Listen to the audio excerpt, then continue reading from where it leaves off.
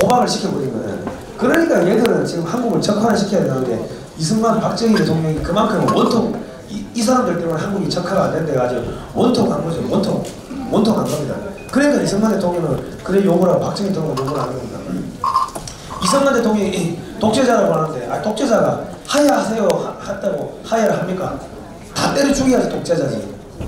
왜 이승만 대통령은 독재자가 아닌 거예요.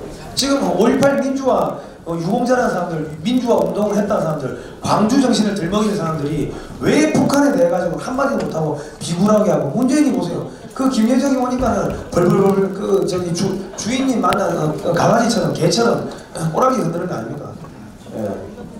그게 민주화입니까? 민주화 정신이고 5.18 민주화 저기 투쟁했다는 사람들인가요? 근데 한국 헌법 개정하면서 왜 사람 중심이라고 북한은 헌법에 나오는 있는 이야기들을 넣습니까? 그리고 임종석이는 젊었을 때 북한 지령받고 활동하던 놈이고 나이 먹고는 저기 그거 한 거 아닙니까? 나이 먹고는 뭐였죠? 북한에다가 돈 갖다 바치고 저작권료 갖다 바치고 뭐 그런 놈은 간첩이야 간첩. 간첩이 지금 대한민국에 지금 국가안보실 청와대 비서실장을 하고 있습니다. 그러니까 여러분들이 그 간첩 국정원, 경찰, 검찰에다가 집단적으로 임종석을 간첩 신고하십시오. 그러면은 지금 무너집니다. 문제는 제가 방송에서 수없이 임종석이 간첩이라고 하는데 나한테 고소 못하잖아요. 왜냐? 저를 고소한 순간 내가 가가지고 경찰하고 검찰에 임종석이가 왜 간첩이기에 대해가지고 자세하게 설명을 해주면은 경찰이나 검찰은 그걸 인지를 했기 때문에 인지 수사를 해야 됩니다. 북한 지령받고 있는 간첩이 대통령 옆에 있다 그러면은 그 대통령을 암살할 수가 있기 때문에 청와대 경호실에서 그 임종석을 체포를 해야 됩니다.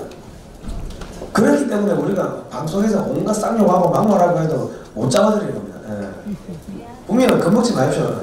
겁먹으면 지는 겁니다. 이 수영을 아무리 잘해도요, 그 수영 선수도 겁먹으면요, 자기 허리밖에 안 되는 물에 빠져 죽습니다.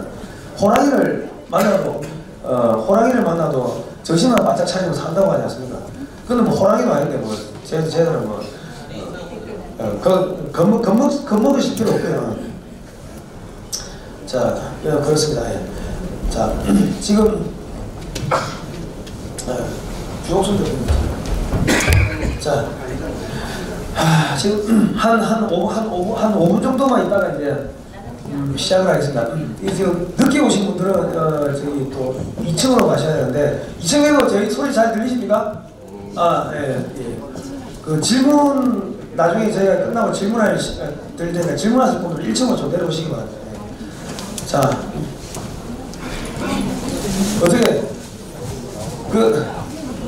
여기 오신 분들은 다 저희 방송 보시는 분들일까요? 네.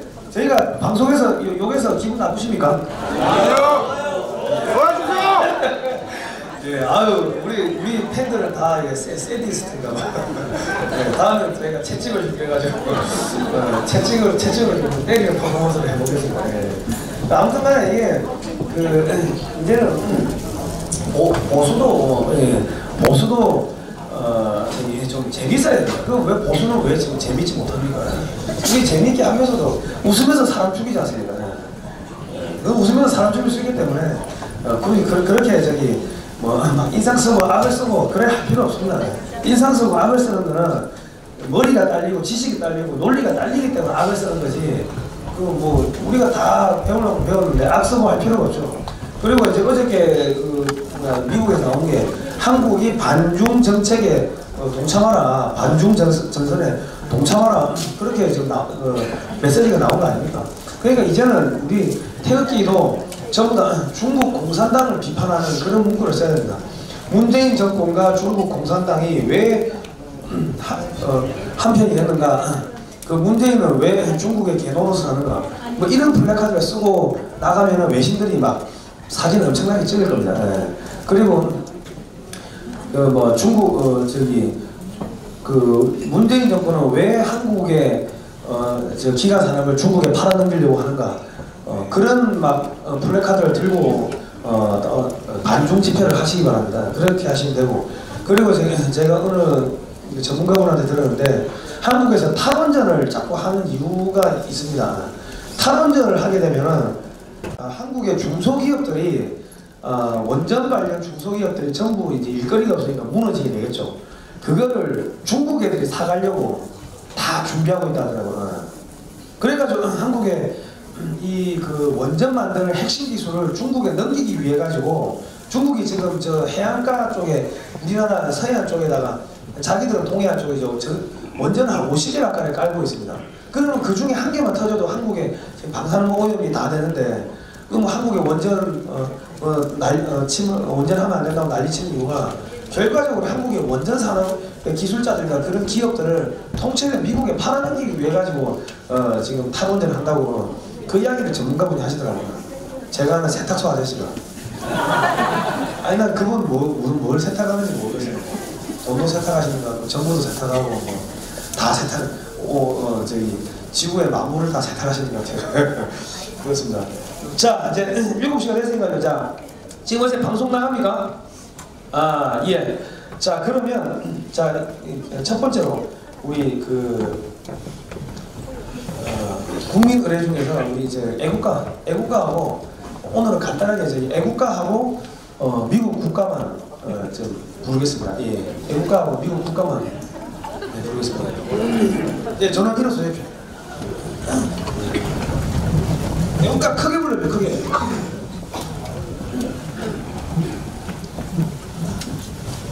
이게 원장님 나오셨어요?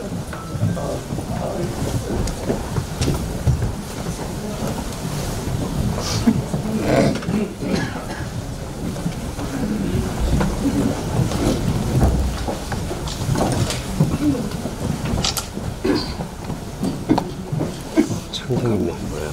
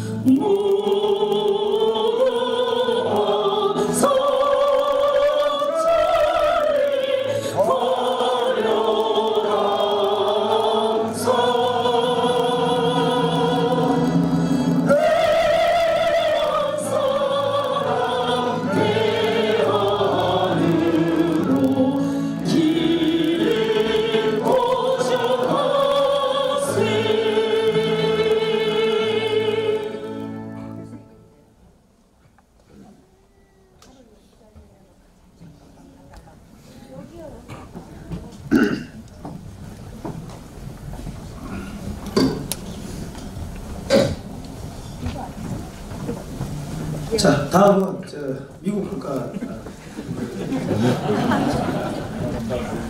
제가 미국 국기를 좀 준비했습니다.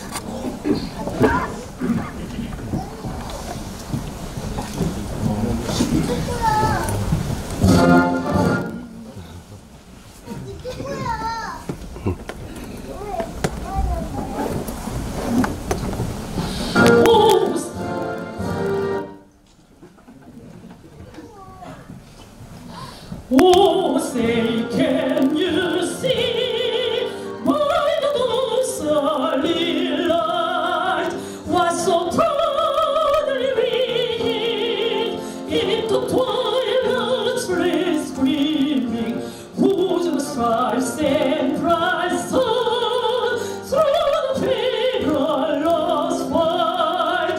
Oh, the red palm tree woods,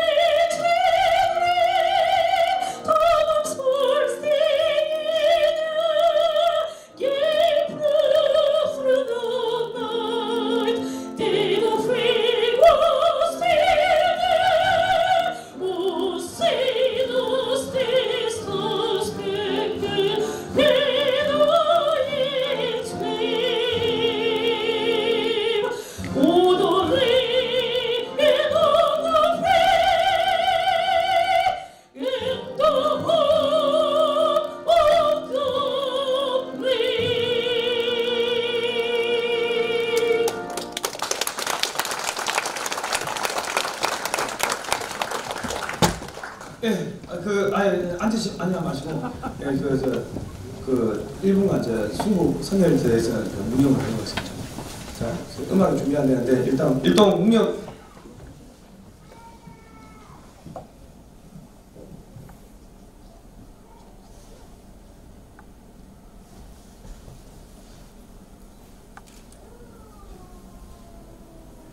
예, 바로 자리 착석해 주십시오. 저희가 준비를 많이 했는데 많이 해도 이 음악이 저희 국민의 음악이나 이게 조금 미숙한 부분이 잘해졌습니다. 내일은 또 준비를 해가지고 조금 철저히 또 보완해서 하도록 하겠습니다. 자, 우리가 내일은 그 반미 집회를 어마어마하게 많이 또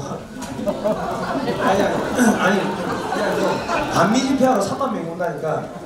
3만 명이 온다고 하니까 그 반미 집회하러 3만 명이 오는데 그 친구들도 교화를 시켜야 되니까 이 미국 국가를 또 이렇게 제가 내일 크게 부를 겁니다. 자, 우리 첫 번째 순서는요.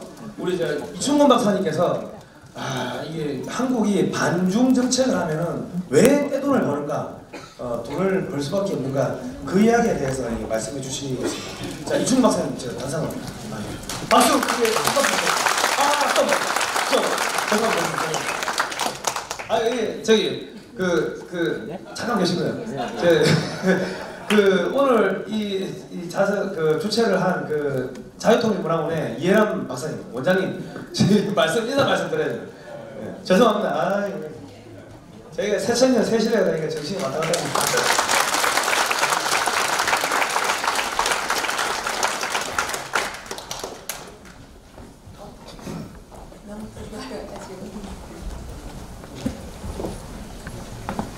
네, 안녕하세요. 자유통일문화원 원장 이해란입니다. 종로에서 농락밥상이라고 하는 식당을 하나 운영하고 있고 통일역과도 만들어서 팔고 있습니다. 정말 이렇게 좋은 자리를 허락해 주신 하나님께 감사드립니다. 제가 한국에 온 지 21년 되는데 그동안 참 많이 마음속으로 속을 끓였거든요. 대한민국은 자본주의 국가인데 왜 이렇게 사회주의를 좋아하는 사람들 너무 많고 사회주의 서클은 이렇게 많은데 자유민주주의 시장경제를 공부하는 사람들은 왜 이렇게 하나도 없나. 난 그게 너무 이해가 안 가고 속상하고 나라는 미쳐가고 있는데 도대체 어디까지 갈 것인가, 이런 생각을 참으로 많이 했었습니다. 그런데 지금 대한민국이 새롭게 다시 건강하게 재건축되고 있는 중입니다.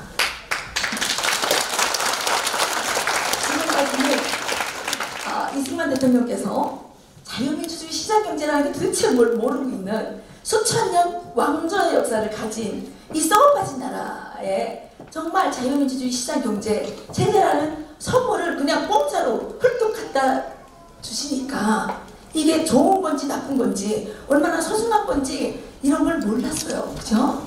그랬는데 지금 우리 국민들이 깨어나고 있고 이제는 다 각성해서 이제 이승만 대통령을 뒤따라서 우리가 이 조국 대한민국을 정말 또다시 새롭게 위대하게 건국할 수 있지 않을까 생각을 합니다. 그러는 일에서 앞장서고 있는 우리 김정민 박사님, 이충건 박사님, 송상국 기자님 정말 존경합니다. 상당히 많이 감사드리고요. 마지막으로 이승만 대통령께서 54년 7월 28일에 미 양원에서 연설하시면서 이런 말씀을 하신 것이 있습니다. 소개하고 내려가겠습니다. 휴전협정이 몇 말이냐. 빨리 북한으로 진격해서 북한 공산당과 중국 공산당을 쓸어버리고 이 지구상에서 공산주의를 없애버리지 못한다면 나중에 북한과 중국이 언젠가는 재무장해서 두고두고 미국을 피흘리게 할 것이라고 말씀하신 적이 있습니다. 여러분, 지금 오늘의 현실이 그러하지 않습니까? 우리가 북한을 제거해야 되는 이유는 북한이 공산주의 국가의 공산왕조이기 때문입니다. 공산왕조는 인간을 노예화하기 때문입니다. 우리는 노예가 되지 않기 위해서 김정은 공산왕조를 제거해야 되고 북한 주민들을 공산합정에서 해방해야 되는 겁니다. 이승만 대통령께서 53년 8월 10일에 말씀하셨죠. 공산합정 속에 당분간 남아있게 되는 북한의 동포들에게 나는 이렇게 외치는 바입니다. 절대로 절망하지 마시오. 우리는 당신들을 잊지 않을 것이며 포기하지 않을 것입니다.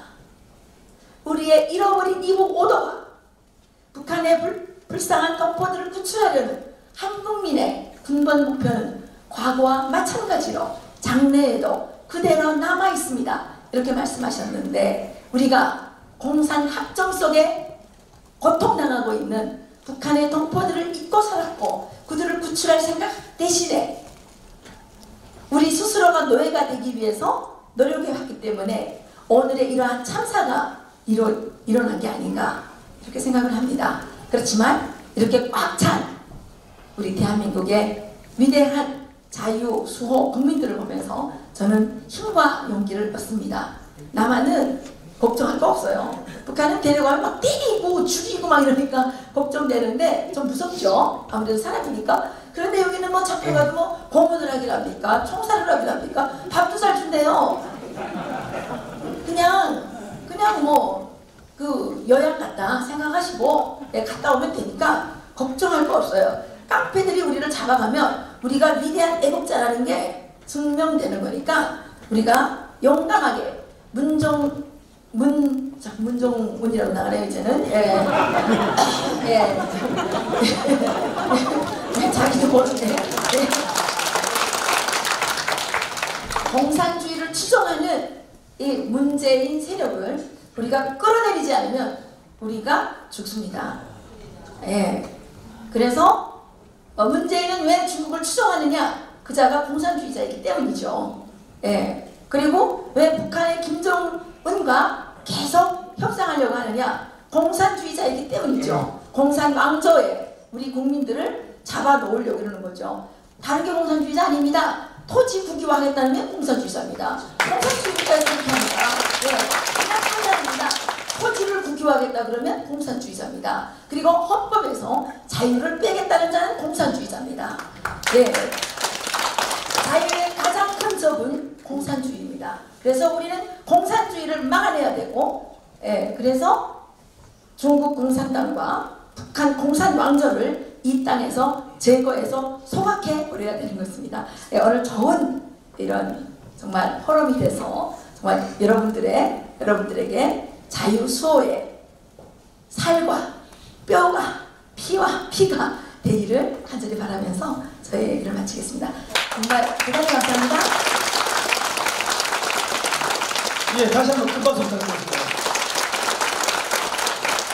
자, 다음은 글로벌 빅텐트 포럼의 최우석 회장님을 모시고 잠깐 글로벌 빅텐트가 뭐 하는 데인지 저희가 그 검은 선글라스 낀 아저씨라고 해가지고 하나 만들었습니다. 예. 다음 달 4월 18일 날 그 오후 2시부터 20층 그 프레스센터 20층에서 국제 중국의 패권 전략과 주변국의 대응이라는 그런 주제로 국제 세미나를 하는데 글로벌 빅텐트 포럼에서 하게 됐습니다. 우리 회장님 모시겠습니다. 박수 주세요. 여러분 안녕하십니까? 반갑습니다. 오늘 이 토크 콘서트의 주제가 반중으로 알고 있고 이 반중에 대해서 자세한 내용은 우리 이춘근 박사님 또 김정민 박사님께서 설명을 해 주실 겁니다. 이 중대한 시기에 이 글로벌 빅텐트 포럼을 만들어 가지고 두 분들이 주장하시는 내용을 우리가 조직적으로 이렇게 뒷받침할 수 있도록 하는 게 필요하지 않는가라고 해서 제가 회장을 맡으면서 이렇게 시작해 보기로 한 겁니다.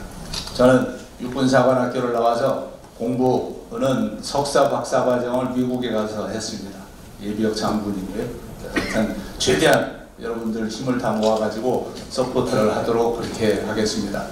이 빅텐트라고 하니까 빅텐트가 뭐 어느 정도 큰지 좀 생각이 나십니까?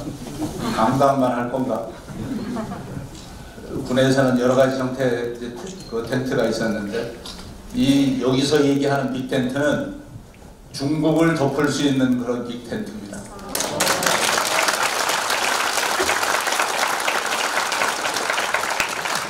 역사적으로 중국은 우리나라를 자기네 속국 정도로 생각을 해왔지.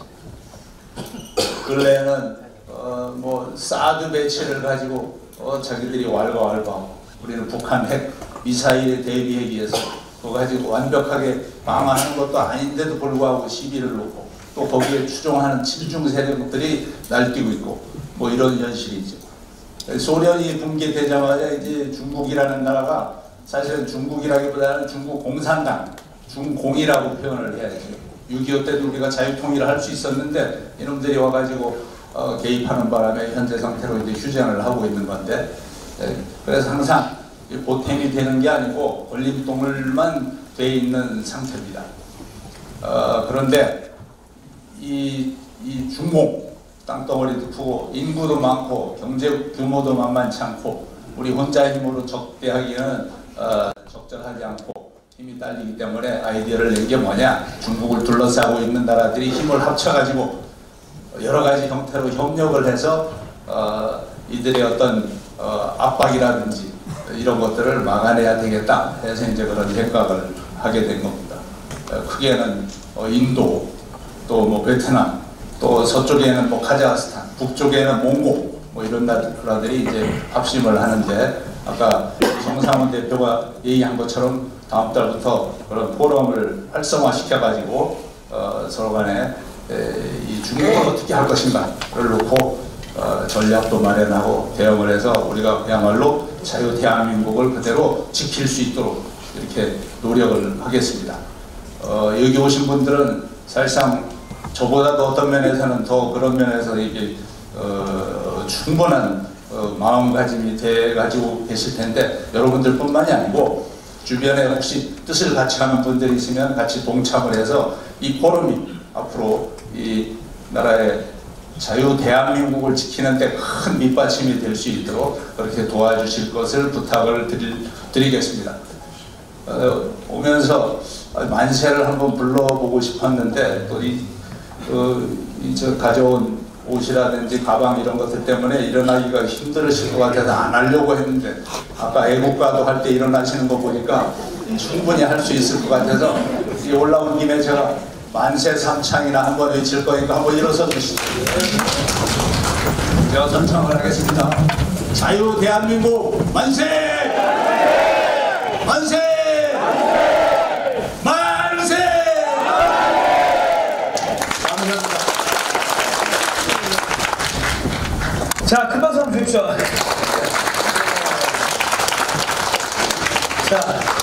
자, 이제 진짜로 그 이승훈 박사님 이제 강의 들어왔잖아요. 박사님 맞으십시오. 자, 박사님 박수를 많이.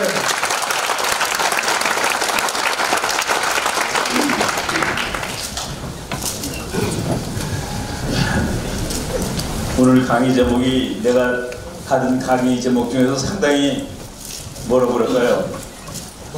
좀 점잖은 제목을 강의해봤는데, 통일이 되면 우리가 부자가 될 거다, 돈을 왕창 벌 거다. 돈 버는 게 좋죠. 그리고 통일되면 당연히 돈 벌 수 있습니다. 통일되기 위해서는 중국을 꺾어야 됩니다. 많은 사람들이 중국하고 잘 얘기하고 이웃 나라들하고 잘 얘기하고 그러면은 통일도 되고 평화도 있고, 그런데 국제정치는 그렇게 작동되지 않습니다. 국제정치에서는 평화조약이 전쟁보다 더 많습니다. 그리고 평화조약을 맺은 나라들이 전쟁할 확률이 더 높습니다. 무슨 뜻이냐면은 전쟁할 것 같은 나라들이 평화조약을 맺는데, 그거는 다른 말로 하면은 조금 이따 싸우자는 소리입니다. 조금 이따 싸우자. 전쟁할 가능성이 없는 나라는 평화조약도 아예 안 맺죠.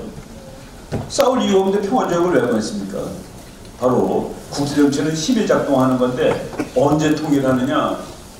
통일을 원하는 대한민국이, 그리고 한국의 통일을 지지하는 미국의 힘이, 그 두 개를 합친 것이 통일을 반대하는 중국의 힘 더하기 나도 조금 반대하라는 일본이 왔다 갔다 합니다. 더하기 내 지금 통일하면 한국에 더 먹히기 때문에 절대로 안 되라는 북한의 힘을 능가할 때 밀어서 통일이 되는 겁니다. 통일을 원하는 측의 힘이 더 셀 때 그때 밀어서 통일하는 겁니다. 그 기간이 가까이 온 것 같아요. 오늘 그런 얘기를 하게 되고, 통일을 하게 되면 왜 우리가 부자가 되느냐, 우리 성 기자님이 이미 조금 얘기를 했는데, 통일을 하게 되면 말이죠, 대한민국이 얼마나 센 나라가 되는지 계산해 봤습니다. 국제정치학은 국가의 힘을 계산하는 학문입니다. 힘을 정확히 계산하면 전쟁하면 누가 이길지 다 압니다. 그렇기 때문에 누가 이길지 다 알면 전쟁을 막을 수 있습니다. 그래서 국제정치학은 국가의 힘을 연구하는 학문인데, 힘을 정말 물리학처럼 정확하게 측정하게 될 수 있는 날, 참 지구 평화에 기여할 수 있는 학문이 됩니다. 우리나라가 통일을 하게 되면은 5년 이내에 세계 5등이 된다고 제가 주장한 바가 있습니다. 세계 통일하면 10년 이내에 세계 5등 정도의 나라가 된다. 그렇게 주장을 했는데, 세계 5등 정도가 되는 이유는 아주 간단합니다. 1. 오늘 우리가 통일하면은 남한 더하기 북한의 인구는 독일 인구랑 같습니다. 독일 얼마나 센 나라입니까? 유럽에서는 독일이 1등이죠. 예. 우리나라가 오늘 통일하면은 남한하고 북한하고 군사력 합치면은 프랑스 군사력이 나옵니다. 통일하자마자 프랑스 군사력이 나오고, 땅 넓이 남한하고 북한하고 통일하면 영국보다 조금 작습니다. 영국 세계의 강대국이죠. 이제 경제력이 중요한데, 오늘 우리가 통일하면은 한국을 100이라고 쳤을 때 북한은 2.5도 안 됩니다. 예, 뭐 한 43분의 1인가 그래요. 이렇게 나눠보면. 그래서 우리나라가 2016년도, 2017년도 각각 GDP가 세계에서 11등입니다. 북한 거를 합쳐도 11등에서 올라가지 않습니다. 그래서 경제는 합치나 마나인데, 그런데 왜 합치자고 그러느냐? 지금 중국이 지금 어렵습니다. 여러분 중국 가서 장사하시는 분들 보면은 더 이상 거기서 할 수 없대요. 밤에 야간 도망이라도 하고 싶은데 그 도망도 못 하고 있고, 우리가 다 북한으로 가면 다 해결되는 문제입니다. 북한으로 가면은 제가 우리나라 회사들이 중국으로 멍땅 다 이사 간 것이 2004년입니다. 2003년에 중국하고 수교를 하고, 제가 알던 그 인천에 있던 봉제 공장 사장님인데, 그분은 그래도 직원들을 아끼고 가난하다는 사실에 대해서 애통해하고 그러는 분이에요. 그런데 다른 회사들이 다 중국으로 이사 간단 말이죠. 그래서 그분도 결국은 중국으로 이사를 가지 않을 수가 없었습니다. 그래서 직원들한테 그랬습니다. 야, 내가 안 가고 버티더라도 우리 회사가 앞으로 1, 2년이나 더 가겠니? 왜냐면 우리는 곰인형 한 마리가 10,000원인데 중국으로 가는 회사는 그거 뭐 몇천 원도 안 되게 만들어내니 이걸 우리가 어떻게 당하겠니? 그래서 참 애들이 울고불고 그랬는데도 갔습니다. 여기서 인천에 있다가 중국에 있는 바다만 건너간 거예요. 바다만 건너갔는데 그 사람의 논리가, 그때 인천에서 180만 원을 주는 직원들을 똑같이 일하는데 중국 가면 6만 원이라고 그러면서 갔습니다. 30대 1. 그러면 어떤 사장님이 여기서 버티겠습니까? 그런데 그분을 제가 2012년에 다시 북경에서 봤습니다. 교수님 이제 다 끝났어요. 뭐가 끝났어요? 그랬더니 그분이 중국도 이제는 60만 원을 줘야 되죠. 우리 180만 원이고 중국 60만 원이고 아직도 우리가 120만 원이나 더 비싸잖아요. 3배나 더 비싸네요. 그랬더니 우리 애들이 일을 3배 잘하죠. 그게 이제 경제학자들이 말하는 프로덕티비티라는 겁니다. 생산성. 그래서 우리나라 사람들은 1시간에 3개를 만드는데 뭐 180만 원을 주고, 중국 사람들은 지금 1개 만드는데 60만 원을 주니까 이제는 거기 있으나 여기 있으나 똔똔입니다. 그래서 도망가야 되는데 그 사람이 그렇게 얘기를 하더라고요. 사실 경제 원칙대로 하면 내가 월남을 가야 됩니다. 월남. 그런데 거기 갔다가 또 이 꼴을 당할 것 같아요. 그래서 지금 어떻게 할지 모르겠다 그래서 우리가 북한 가자 그랬습니다. 북한 가자. 통일시켜가지고 북한 가면은 싹 다 해결되는 문제입니다. 북한은 중국보다 훨씬 쌉니다. 말도 더 잘 듣습니다. 다 통해요. 우리가 다. 그래서 북한은 우리의 이제 다른 나라들이 말이죠. 전부 지금 선진국이라는 나라들이 전부 무슨 문제 됐냐면은 경제가 정체가 됩니다. 그리고 인구가 늙어요. 그리고 인구가 늘지도 않고, 그 문제가 북한으로 인해서 우리는 해결될 수 있고, 그래서 다른 선진국보다 우리는 30년어치 여유가 더 있다는 얘기입니다. 북한이라는 싼 노동력이 있고 빈 땅이 있습니다. 북한은 공장 짓는 데는 부실 것도 없어요. 그냥 허허벌판이니까 지면 됩니다. 그냥. 그래서 뭐 여러모로 다 싸요. 그래서 경제학자들이 계산을 해봤습니다. 남한하고 북한하고 통일을 하게 되면은 경제 성장이 어떻게 될까? 북한은 맨 땅이기 때문에 연평균 17%로 보는 사람이 있습니다. 보통 그렇게 봐요. 왜? 남한에 기술 들어가고 남한에 돈 들어가고 뭐 들어가면 쭉쭉 크는 거죠. 그런데 북한이 그렇게 크면은 한국도 덩달아서 10% 성장이 된다는 거예요. 제가 그걸 보고서 그 논문을 읽고 대한민국 경제 성장, 경제 숫자에다가 곱하기 1.1 곱하기 1.1 곱하기 1.1 그리고 북한 거에다가 1.17 곱하기 1.17 해가지고 쫙 17%니까 그래서 계속해서 더하다 보니까 9년째의 영국하고 같아집니다. 그러니까 경제 성장도 9년이면 통일되고 10년이면 영국 세계 5위, 영국이 지금 세계 5위입니다. 군사력 프랑스, 뭐 세계 3, 4위권 많은 거죠. 인구 독일, 그리고 미국하고 동맹국으로 남아 있습니다. 그래서 우리는 통일하게 되면은 이제 일본도 안 무섭고 중국도 안 무섭고 오히려 중국과 일본이 한국 무서워야 되는 것이죠. 경제도 그렇고. 그래서 통일이 돼야 되는데 통일하기 위해서는 이 통일을 반대하는 중국에 대해서 정확히 알아야 됩니다. 그리고 우리가 국제정치에서 줄 서야 됩니다. 한국이 줄 서야 돼요. 언제까지 줄 서냐면은 그냥 여기가 A라는 나라입니다. 여기가 B라는 나라예요. 내가 한국인데 이 둘이 서로 으르렁거리고 싸워요. 그런데 그때 나는 어떻게 해야 될까? 나는 어떻게 해야 될까? 지금 현재는 지금 우리가 잘못하고 있는 건 뭐냐면 여기 그냥 미국이라고 치겠습니다. 이쪽 미국, 이쪽 중국. 근데 우리가 둘이 싸우는데 가운데 껴서 등이 터지고 죽겠다 라고 얘기하고 마치 우리가 둘이 본 것처럼 얘기하는데 그 말은 절대로 안 되는 말입니다. 왜냐하면 우리는 동맹국이기 때문에 미국과 중국이 싸울 때는 미국 편에 서야 될 의무가 있습니다. 법적으로. 그리고 중국하고 하고 있으면 미국 와서 도와줍니다. 법적으로. 동맹인데 우리 동맹이 누구랑 다투는데 중간에 껴서 내가 힘들다고 말하면 말이 안 되는 것이죠. 그런데 우리가 동맹을 유지한 채로 그 말을 하면 중국이 화냅니다. 야, 지가 미국 동맹국에서 뭘 중간인 척해? 그리고 미국은 네가 동맹인데 그럴 수 있어? 그래서 약한 나라가 밸런싱 할 때는 찢어집니다. 밸런싱이라는 것은 그 미국 이론인데 센 나라가 약한 나라 두 개 갖고 놀 때 밸런싱 한다고 그러는 겁니다. 그 이론을 거꾸로 약한 나라가 큰 나라 둘 갖고 놀 때 한다? 그럼 찢어지죠. 약한 나라는 밴드웨건이라는 게 있습니다. 센 놈 등어리에 매달리는 거예요. 근데 센 놈 등어리에 매달려야 되는데 요새 우리나라에서는 이제 중국이 더 세진다는 이론이 많습니다. 중국이 더 세진대요. 그러니까 미국한테 매달리고 있다가 큰일 나는 거 아니야? 중국으로 매달리는 걸 바꿔야 되는 거 아니야? 예.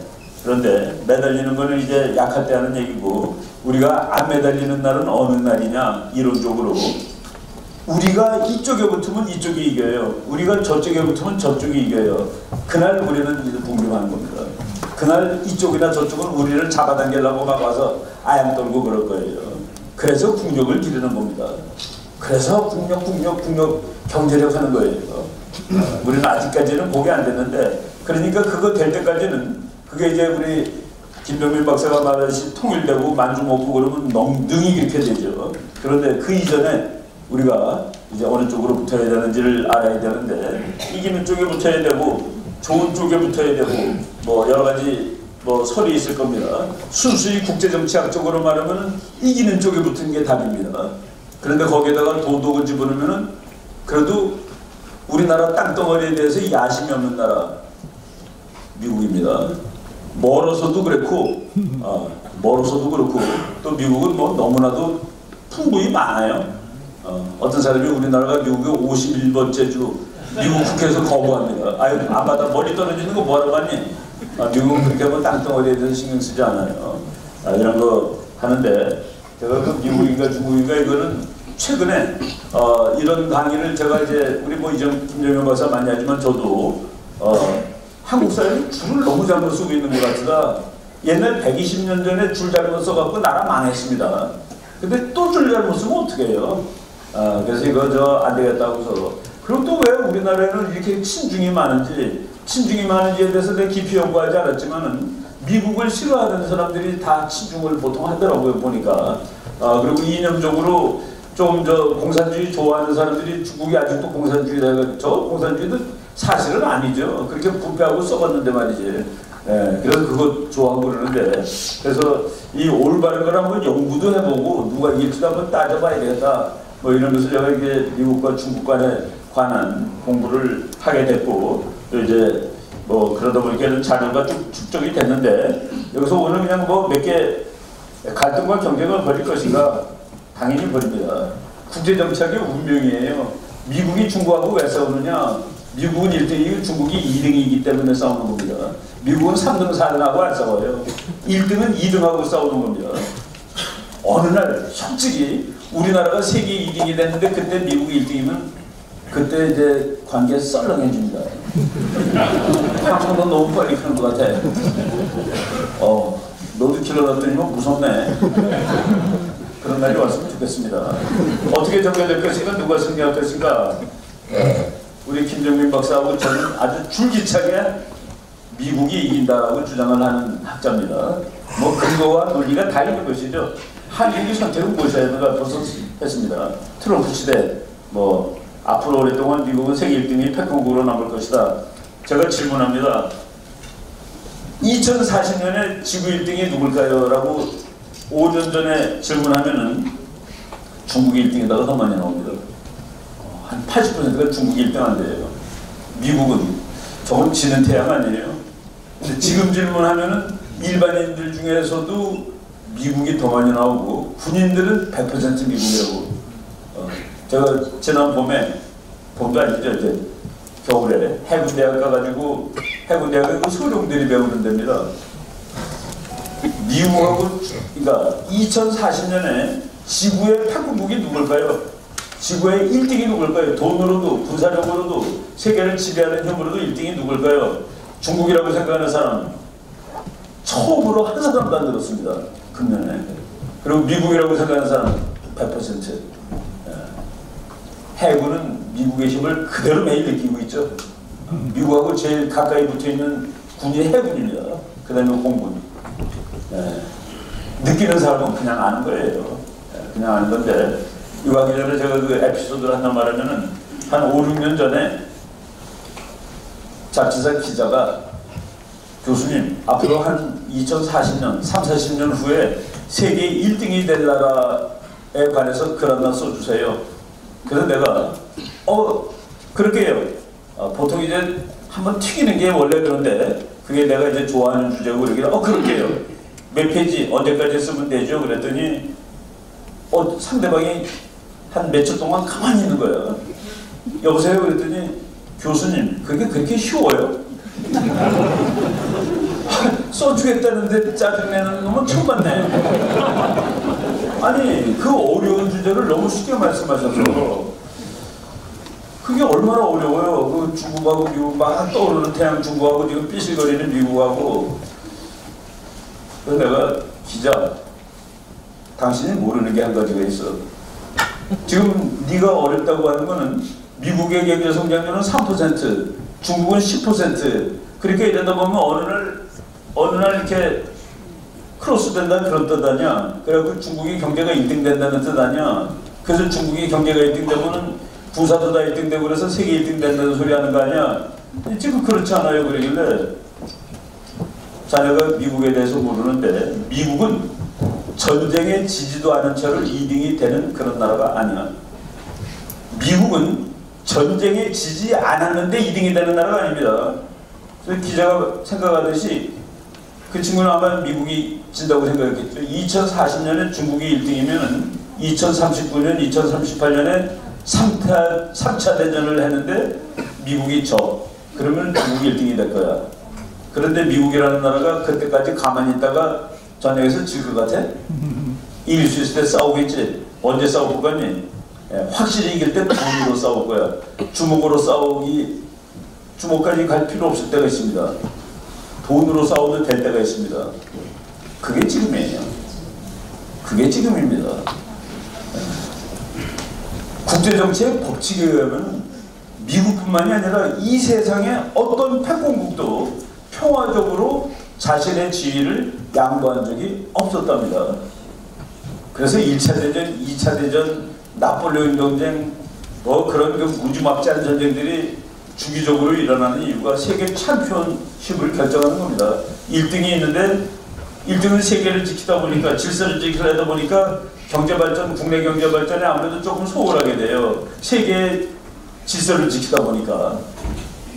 그 사이에 그 남이 보장해주는 질서 가지고 막 큰 놈이 있습니다. 그러면 조금 더 크면 까불고 댐비는 거예요. 일본이 까불다 죽었죠. 한 20년 전에. 까불다 돈으로 죽었죠. 최근에 그 일본 학자를 만났더니 중국이 미국한테 맞아보질 않아서 저렇게 껐거든요. 자기네들은 2번 맞았다고 그러더라고요. 그래서 나는 2번 맞았다고 그래가지고 처음에는 핵폭탄 2발을 2번이라고 그러나, 핵폭탄보다 더 무서운 거는 그 1945년 3월 달에 동경시내를 밤새도록 폭격한 적이 있었는데, 그때 죽은 사람이 핵폭탄 죽은 사람보다 적지 않습니다. 동경시내가 다 불난 적이 있었습니다. 그랬더니 2번 맞은 건 1945년에 전쟁으로 한 번 지고, 그리고 90년대 초반에 미국한테 폭탄 맞아가지고 뻗은 거, 그 2번 맞았다고 그러는데 중국이 그걸 안 맞아봐서 저러고 있다라고 그 얘기를 하는 걸 듣고서, 그렇지, 일본 사람은 2번 맞아봐서 압니다. 그래서 지금 어떻게 했습니까? 그래서 그냥 납작 엎드린 거죠. 형님 살려주세요. 바로 미국 무서운 나라고 중국 지금 그러고 있는데, 이거 뭐 그냥 재밌는 기사들이 제가 강의할 때 쓰는 겁니다. 이 프랑스 사람인데 기소르망이라는 사람이에요. 저 사람은 프랑스가 반미의 왕초가 프랑스입니다. 반미의 기원이 프랑스에 있어요. 그러니까 프랑스의 그 자존심을 미국이 꺾은 거죠. 영국은 그래도 사촌이라고 미국에 대한 반감이 사실 그렇게 세진 않습니다. 지금 아까 여기 그 미국 국가 부른 거는 영국이 1812년에 미국을 침략했습니다. 독립하고 몇십 년 됐다며. 근데 그때는 영국은 세계에서 제일 세고 미국은 그때 그냥 약소국입니다. 그래서 미국의 어떤 애국자가 보니까 이제 영국이 쳐들어와서 싸움을 해야 되는데 깃발이, 미국 요새의 깃발이 펄럭이고 있는 거예요. 저게 내 아침에도 펄럭이고 있을까? 근데 새벽에 아침에 가보니까 그 깃발이 막 찢어졌지만 펄럭이고 있는 거예요. 그래서 그걸 보고 시를 쓴 겁니다. 어젯밤에 로켓가 나오고 폭탄이 자기네들도 우리 송종이는 스타 앤드 스트라이프스는 그래도 펄럭이고 있었다. 이 용감한 사람들이 땅 위에서. 그래갖고 그게 미국 국회에서 국가로 이제 지정이 돼가지고 지금까지 이제 불리는 노래가 된 겁니다. 전쟁에서 져야 되는데 영국보다 약하니까. 근데도 버텼다. 그걸 보고 미국 애국자가 쓴 시가 이제 미국 국가가 된 것이죠. 근데 이 프랑스 사람이, 그런 영국하고도 미국은 사이가 좋은데, 이 프랑스 사람이 우리나라 그 문화일보, 바로 이건 문화일보에서 2014년에 인터뷰했던 거예요. 지난 2007년 금융위기 이후 미국 모델 대신 중국 모델이 새롭게 평가되고 있다는 지적이 있는데, 이 사람 답입니다. 세상에 어떤 나라도 중국을 모델로 삼고 있지는 않다. 우리나라 일부 빼놓고는. 그런 미국의 파업을 요즘 들어 쇠퇴하고 있는 지적이 많다. 그런 주장에 전혀 동의할 수 없다. 우리나라 신문은 팩트가 틀립니다. 틀린 게 너무 많이 나와요. 옛날에는 말이죠. 그래도 우리 서로 싸우다가 그거 신문에 나서 그랬으면 이겼습니다. 신문에서 봤는데 어떻게 된 거예요? 근데 요새는 신문, 여러분 2016년 얘기해 드릴게요. 2016년에 트럼프하고 힐러리 선거할 때 대한민국 신문 중에서 트럼프가 이길 것이라고 쓴 신문이 하나라도 있었나요? 없어요. 단 하나도 없습니다. 텔레비도 단 하나도 없습니다. 사과했나요? 사과. 네. 제가 그 트럼프가 된다라고 어디 가서 몇 번 얘기를 했습니다. 텔레비에 나와서도 얘기하고, 조선일보에 한 번 쓰고, 동아일보에 한 번 쓰고, 저희 후배들이나 뭐 이런 사람들이, 저 선배님이 내년에 어떻게 그 뒷감당을 하시려고 저러고 다니시나 그랬대요. 또라이라고 그러고, 기자들은 저를 또라이라고 그랬습니다. 신문에도 안 나오는 소리를 쓰는 놈이니까 또라이지. 근데 사과도 안 해요. 트럼프 당선되는 날 저녁 6시, 저녁 4시쯤에 당선됐어요. 우리나라 시간으로 저녁 4시 15분에 당선이 확정됐습니다. 6시부터 그날 강의 하나 약속을 한 거가 있는데 미국 대통령 후보에 받아서 약속을 했는데 내가 이런 일 때문에 트럼프가 이긴다고 지난 반년 동안 얘기하고 있었다. 그 얘기를 다 들은 어떤 사장님 한 분이 자기는 집에서 신문을 4개를 보고 회사에서는 모든 신문을 다 보는데 지금 당신이 하는 얘기를 지난 반년 동안 들은 적이 없다, 본 적도 없고, 그래서 약속 하나 하겠다 그러면서 신문 4개를 끊겠다고 약속을 했습니다. 그날 집으로 오는 신문. 네. 우리나라 신문에 미국하고 쇠락하고 있다고 다 나오는 거예요. 우리나라 모든 신문에 신문만 열심히 본 사람은 중국이 1등입니다. 이제 곧 아주 곧 미국 중국이 부상하고 있지 않은가. 중국은 빈곤한 국가다. 여러분, 내가 의사한테 들은 얘기인데 심리학 하는 의사예요. 정신병 의사인데 여기 우리 7명 계시는데 내가 누가 집에 돈이 제일 많냐를 아는 방법은 얼마 보세요. 다 이렇게 써든지 뭐 이렇게 답을 받아요. 그거로는 등수를 모른답니다. 한 달에 얼마 쓰세요 라는 거로는 등수가 많습니다. 그래서 누가 더 부냐냐고 그러면 한 달에 얼마 보세요라고 묻는 게 아니라 한 달에 얼마 쓰세요라고 물어보는 게 더 정확하답니다. 그래서 쓰는 거로 하면은 작년에 세계에서 돈을 제일 많이 쓴 나라 1인당 하루에 쓴 돈이 제일 많은 나라가 노르웨이입니다. 104달러. 2등이 미국입니다. 97달러. 우리나라는 20몇 등인데 35달러, 34불 몇십 센트예요. 중국 사람들이 1년에 얼마를 썼느냐, 하루에 얼마를 썼느냐, 중국 사람이 쓴 소비한 걸 다 14억으로 나누고 365로 나눠보니까 중국 사람들은 하루에 6달러 58센트를 쓰고 살았습니다. 6달러 58센트. 쉬운 말하면은 스타벅스 커피 2잔값. 우리나라 거는 비싸서 우리나라 건 2잔도 못 먹어요. 미국 기준으로 스타벅스 2잔. 제가 커피를 무지하게 많이 마시는데 술 안 마시는 대신에 2잔째 될 때 나는 미안합니다. 중국 사람 7억이 14번에서 7억 번째 되는 사람이 하루 종일 먹고 살아야 되는 거 가지고 옷값까지 다 포함해서 버스값까지 다 포함해서 그걸 내가 지금 커피 2잔으로 날리고 있구나. 중국은 빈곤한 나라입니다. 그 논리에 의하면은 우리나라 사람들이 중국에 공장 옮길 때 중국 사람이 14억이니까 고무신을 팔아도 1년에 14컬레를 팔아 5년가도 한 컬레 못 사는 사람도 많다라는 사실이 진실입니다. 6달러 58. 그러니까 중국 사람 중에서 7억 번째 속하는 사람이 하루에 6달러 58을 씁니다. 여기 온 사람들은 누군지 아세요? 꼭대기 5%에 들어가는 사람이 여기 오는 겁니다. 놀고. 물론 14억이 5%니까 몇 천만이 되죠. 네, 빈곤하다니 주요 2개국은 G2라는 말은 우리나라만 쓰는 말입니다.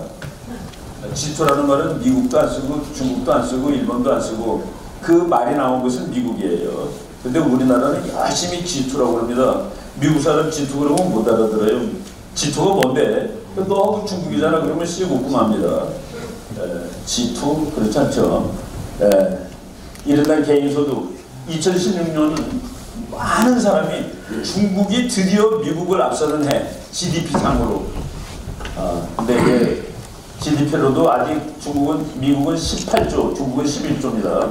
1인당 59,000불, 8,500불, 29,000. 한국 사람들은 중국 사람보다 3.5배 잘 삽니다. 미국 사람들은 중국보다 7배 무료합니다. 세계 평균은 1038불인데 중국은 8,582. 지구 역사에서 멜번의 챔피언이 되는 나라의 국민 평균 소득이 지구 평균보다 적은 적은 없었습니다. 그래서 우리가 지금 데이터를 알면 너무나도 말이 안 되는 데이터를 가지고 있었다는 그런 얘기입니다. 그래서 왕이가 지난 3월 8일 날 뭘 한다를 원하고 그랬어요. 미국이 3월 9일 날 철강관세 25% 폭탄 때리기 전날 미국은 세계 최고의 선진국이고 최대의 선진국이고 중국은 세계 최대의 개발도상국가다. 두 나라는 경쟁하지 않는다. 그리고 중국은 미국을 대체할 수 없다. 라고 얘기를 했습니다. 아, 중국이 그러는데 우리는 중국이 너가 1등이야 임마 라고 그러면 되겠습니다. 그거는 이런 것들을 그래서 이제 공부를 할 때 데이터, 자료 우리 김정민 박사 거 보면 자료가 진짜 좋아요. 나는 저 김정민 박사 개인적으로 만든 건 오늘이 2번째입니다. 텔레비 뭐 나도 같이 국제경제에 서로 잘 안 봐요. 어쩌다가 이제 봅니다. 어쩌다가 근데 확인하면 그때 기분이 좋아요. 우리가 이제 학자들이 공부하면서 뭐라고 이렇게 발표를 해냈는데 어떤 데 마음이 좀 그렇습니다. 이게 맞는 소리란 거야. 근데 전화 한 통 안 하고 뭐 이메일 한 번 안 보낸 사람이 또 글을 써도 그게 똑같아. 그럼 그때 기분이 안심이 됩니다. 아, 내가 분석한 그거 이게 통용이 되는 정상적인 사람한테 받아들여지는 분석이구나. 그리고 전문가가 똑같이 얘기했다 그러면 그때 내가 얘기한 그거 맞다는 확신이 있고 그러는 겁니다. 근데 그런 것이 계속 나오면은 이제 그게 이론이 되고 그러는 것이죠. 그런데 그 데이터, 좋은 데이터를 볼 거를 다 봐야지 이제 우리가 분석이 되는 겁니다. 중요한 데이터 몇 개 빼고 분석하면은 헛거예요. 틀린 분석이 나옵니다. 그리고 그 다음에 좋은 이론이 있어야 됩니다. 학자들은 이론이라고 그러고 우리 학자가 되기 전에는 관점, 퍼스펙티브가 좋아야지 옳게 보는 겁니다. 세상은 어떻게 하면 잘 먹고 잘 살 수 있을까? 뭐 했을 때 그 관점이 좋아야지 그 더 좋은 경제 체제도 만들고 그러는 것이죠. 그러니까 관점. 그런데 더 중요한 것은 데이터입니다. 그 좋은 데이터 우리가 꼭 알아야 될 걸 다 가지고 있고 그리고 이제 세상을 분석하는 것인데 뭐 쭉 이제 보고서 데이터상으로 미국은 디클라인 한 적이 없습니다. 몰락한 적이 없다 이겁니다. 볼까요? 이게 미국에서 나온 건데 1970년부터 2005년 여기 2010년이에요. 1970년부터 2010년 동안 미국 경제가 세계에서 차지하는 비율 25에서 30%를 했는데 거기서 왔다 갔다 하고 있습니다. 좋을 때는 30% 가까이 갔다가 못할 때는 한 24% 됐다가 그래서 1976년에 미국이 26.3%예요. 75년에. 그런데 2009년에 그러니까 34년 후에 보니까 26.7 오히려 0.3%가 늘었네. 2016년 거 보면은 또 25점 얼마로 나옵니다. 뭐가 미국이 줄어들었어요? 근데 어떤 사람들은 뭐라고 얘기하냐면은 교수님 왜 1970년부터 치세요? 1945년으로 쳐야지. 1945년에 미국의 GDP는 지구의 50%였습니다. 50%였다가 1950년에도 50%다가 70년에 25가 되고 그러고 쭉 오는 거예요. 그래서 미국 거는 보면은 쭉 내려왔다가 이렇게 가는 겁니다. 그러니까 미국이 50에서 25니까 미국은 줄어든 거 아니에요. 라고 얘기하는데 1945년은 통계학적으로 무의미한 해입니다. 무슨 얘기냐면은 우리 여기 있는 사람들이 총 재산이 얼마냐를 이제 평균 내보려고 그러는데 여기 계시는 분이 10조를 가지고 계셔.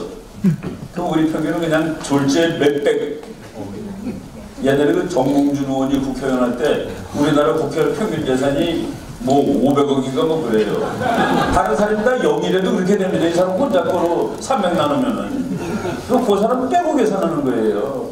1945년에는 전쟁에 이긴 영국, 프랑스, 독일, 영국, 프랑스, 러시아가 엎어져 있었습니다. 전쟁에 이긴 일본, 이태리, 독일 쓰러져 있었어요. 미국 혼자서 있었습니다. 그래서 지구의 50%를 미국이 차지한 거예요. 1970년을 어떤 해로 치느냐? 영국, 프랑스, 독일, 일본, 러시아, 이태리 이런 나라들이 2차 대전 이전에 그 단계를 공급 능력을 회복한 해. 그래서 그때부터 치니까 미국은 그대로 가는 얘기입니다. 아시아가 올라갔죠. 아시아가 올라가고 유럽이 내려갔습니다. 유럽 16개의 나라가 지금은 미국보다도 적습니다. 이 데이터를 알면은 아 쇠망하고 있구나가 틀리는 얘기구나 하고 그대로 알 수 있는 것이죠. 바로 뭐 이런 것들을 우리가 잘 봐야 되고 중국의 사드보복에 대해서는 WTO 제소 철회하고 제소하고 이런 건 아니죠. 그리고 재밌는 일이 벌어졌어요. 우리 그 국가안보실장이 미국 가서 우리도 철강 좀 봐주세요를 누구한테 얘기했나요? 국방장관한테 얘기했습니다. 국방장관한테 우리도 철강 25%인데 그것 좀 봐주세요. 안보가 중요하니까. 그러니까 안보는 경제가 같다는 소리 아니에요. 그게 분리돼 있으면은 국방장관한테 물어보면 안 되지. 재무장관한테 가서 우리 좀 빼주죠 그래야지. 그리고 안보와 경제가 분리된 거라면 중국은 왜 사드 때문에 관광객 안 보내요? 분리된 건데 어떻게 이어져요 그게? 자기네가 안보 문제라고 생각하고 관광객을 안 보내는 것이죠 경제하고. 그러니까 그거는 논리가 맞지 않는 거. 그러니까 그거는 애들도 다 아는 거가 신문에 그냥 잘못 나오고 막 그런다는 얘기입니다. 지금 뭐 좀 넘어가고 몇 가지 시간이 이제 오늘 많지 않고 제가 또 내일도 또 얘기하고 그러기 때문에 이제 좀 미국의 말이죠. 하버드 대학 교수인데 이것도 제가 제 그 강의에서는 한번 소개한 적이 있습니다. 책 제목이 횡재요. 횡재? 야 무슨 놈의 책 제목이 횡재라는 책이 국제정책 칸에 꽂혀있나 꺼내서 읽어보니까 미국의 새로운 에너지의 풍부함이 지구 정치를 어떻게 뒤엎어 놓았고 미국의 힘을 강하게 했는가라는 책입니다. 미국의 석유가 얼마나 많은지 가르쳐드릴게요. 요거는 이제 2016년에 나온 책인데 미국은 다른 어떤 나라보다 훨씬 많은 양의 개발 가능 에너지 자원을 보유하고 있다. 얼마나 많은지 우리는 사우디아라비아, 이란, 러시아, 중국 그 외 모든 오펙 국가들을 다 합친 것보다 더 많은 석유와 가스를 가지고 있다. 더 이상 설명이 필요한 거예요. 앞으로 이 세상이 어떻게 될까? 미국은 석유가 없을 때도 석유 가지고 장난해가지고 소련 날려버린 나라입니다. 아니 석유 모자란 놈이 어떻게 소련을 날려? 소련은 석유 그 얘기해드릴게요. 미국 사람이 얼마나 무서운 나라인지. 미국 CIA 국장 중에 레이건 대통령 당시 국장이 윌리엄 케이시라는 사람입니다. 천재죠, 천재. 윌리엄 케이시가 선거위원장으로 가가지고 레이건이 헤매는데 팍팍팍 올라가서 결국 대통령이 된 거예요. 그 윌리엄 케이시는 하고 싶은 게 미국은 대통령당으로는 관리 중에서는 국무장관이 제일 사람들이 원하는 겁니다. 국무장관이 하고 싶은데 이걸 안 시키네. 그러면은 국무장관은 뭐 저 별 4짜리 알렉산더 헤이그라는 사람을 시키고 국방장관도 뭐 자기 자리가 없는 거야. 근데 레이건이 불렀습니다. 당신이 CIA 국장을 좀 맡아주시오. 미국 CIA 국장 말대로 국장입니다. 장관도 아니고 차관도 아니고 차관보다는 밑이에요. 국장. 기분이 확 잡히는 거야. 윌리엄 케이시가. 그래서 윌리엄 케이시가 그랬습니다. 생각을 좀 해볼 시간을 주시오. 물론 생각해볼 시간 드려야죠. 2주 동안 생각을 하고 다시 만났습니다. 대통령을. 조건이 있어. 이 3가지를 들어주시면 내가 할 거예요. 내가 미국이라는 나라가 어떻게 작동하는지를 여러분들한테 말씀드리는 중입니다. 1. 모든 장관급 회의에 나를 참석시켜 주시오. 스스로 장관이 되는 것이죠. 2. 백악관에 내 사무실을 내주시오. 대통령 근처 가는 거죠. 3. 내가 만나자고 못하고 반드시 만나주시오. 그러면 그게 뭐 총리지. 레이건이 물론이지. 그래서 사상의 최강의 CIA 국장이 나옵니다. 레이건이 또 무서운 사람이에요. 남들은 바보라고 그러지만 트럼프 끝내주는 사람입니다. 전략적으로. 레이건이 또 내 정책이 뭐예요? 소련 죽이는 거 아니야? 소련을 외무부가 죽이냐? 소련을 외무부가 죽여? 소련을 누가 죽이는 겁니까? CIA가 죽이는 거지. 그러니까 다시 나온 거야. 네, 딱 출근했습니다. 석유값 가져와, 석유. 세계 석유값이 막 올라. 그러면 소련이 신나는 거죠. 왜? 석유 팔아먹는 나라니까. 그 석유가 달러가 막 들어가는 거죠. 윌리엄 케이시 국장이 사우디아라비아에 전화 걸어. 석유 상황 바꿔. 야, 석유 좀 고마워. 지금 석유값이 석유 좀 덮어. 석유값이 지금 오르고 있잖아. 소련의 달러가 쏟아져 들어가잖아. 네가 덮어서 석유값을 내려. 그러면 사우디아라비아는 그럼 금국이 줄 거예요. 그 비행기 우리한테 팔 거예요. 걱정하지 마. 줄 테니까 빨리 석유 덮어. 그거 가지고 장면에서 결국 소련이 코피 쏟고 쓰러진 겁니다. 그거하고 위해서 거꾸로 데이터 하나만 보겠습니다. 이거 노미약.com이라는 순 데이터만 있는 데이터에서 내가 이게 놀라운 걸 찾았는데 러시아의 GDP가 중국도 뭐 그래요. 러시아가 2014년에는 2조입니다. 2015년에는 1조 3천억이에요. 2016년에는 1조 2천억. 퐁퐁 내려가죠. 이게 뭐예요? 1년에 GDP 40% 내려가면 어느 대통령도 못 버팁니다. 저거가 왜 내려갔을까? 러시아가 석유로 먹고 사는 나라죠. 그런데 2014년 여름에 미국에서 석유가 대박이 터진 겁니다. 여러분 그 연세 좀 드신 분은 옛날에 자이언트라는 영화 본 적 있을 거예요. 자이언트 넘버 2가 이제 지금 진행 중입니다. 미국에. 자이언트 넘버 2가 진행 중이에요. 자이언트 넘버 2 진행 중인데 이 사람이 그걸 횡재라고 얘기했습니다. 이 세계 모든 나라보다 많은데 얼마나 더 많냐? 미국은 아주 보수적으로 분석을 하면은 200년 쓸 석유와 100년 쓸 천연가스를 확보하고 있다. 아주 최하로 200년 쓸 석유, 100년 쓸 가스. 그러면은 지난 40년 동안 미국이 어디서 뭐했죠? 중동에서 땀 흘리면서 전쟁했죠. 미국 대통령 나왔다가 안 냈지만은 대통령 나왔던 그 후보 중에 한 사람이 밥돌이라는 사람이 우리는 중동에 가 있는 이유가 3개 있다. 1. 오일, 2. 오일, 3. 오일이라고 했습니다. 그런데 이제는 중동에 가나요? 안 가도 되죠? 그래도 지키긴 해야 돼요. 왜? 그 중동의 싼 석유를 중국한테 내줄 수는 없거든. 미국은 거기 지킵니다. 그 대신에 그래도 옛날처럼 거기 가서 있지 않아도 돼요. 거기 한국만 부대가 30년 동안 붙박이로 있었습니다. 이제는 붙박이가 아니라 왔다 갔다 해요. 그래서 이 동네에 갈 때마다 세척이 오는 겁니다. 그리고 옛날에는 호르무즈 해역이라는 아주 조그만 해역인데 글로 석유가 이제 흘러나오는데 그게 미국까지도 미국의 10% 미국 석유의 10%가 흘러나와요. 우리가 피를 10% 흘리면 죽습니다. 그 10%가 미국을 죽여요. 그러니까 그 호르무즈 해역을 지키기 위해서 항공모함 2척이 딱 서 있습니다. 그런데 이제는 그거 안 지켜도 되죠. 거기는 우리 석유의 대한민국 석유의 70, 일본 석유의 70, 중국 석유의 47%가 그걸로 들어갑니다. 그런데 이제 미국 해군의 기능은 그 호르무즈 해역을 항상 열어두는 것이 아니라 수틀리면 가서 막을 수 있어. 그래서 미국 해군이 거기 가서 그거 막으면 중국은 즉사합니다. 한국도 물론 죽고. 언제 할까요? 미국이 한국한테 석유 왕창 줄 수 있을 때, 일본한테도 왕창 줄 수 있을 때, 이제 그날이 고도입니다. 그때 그거 막으면 중국은 죽어요. 그래서 바닷길로 갈 수가 없어서 땅길을 여는 거가 1대1로입니다. 1대1로의 군사 전략적 의미예요. 그게 돈 벌려고 뭐 즐겁게 하는 게 아니라 잘못하면 죽겠구나 그래서 중국 해군이 중동에서 미국 해군을 싸워서 이기지 못하는 한 우리가 알고 있는 미국과 중국이 어떻게 될 거다라는 얘기는 틀리는 얘기라고 보시면 됩니다.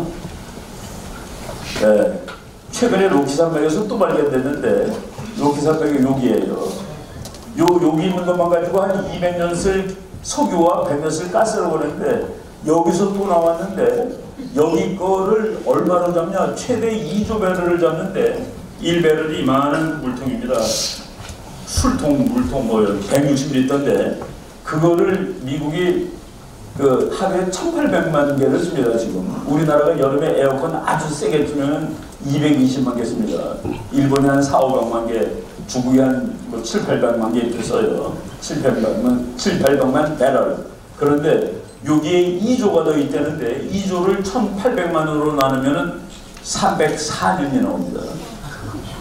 500년어치 석유.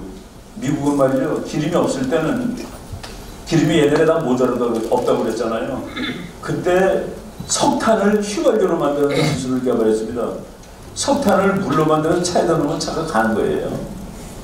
미국은 500년 쓸 석탄을 가지고 있습니다.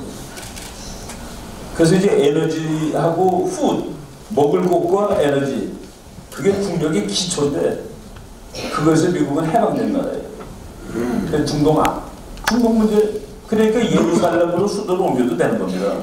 왜? 중동이 아무리 화내도 중동 석유 안 사오니까 걔네들 피 떼내도 괜찮아요.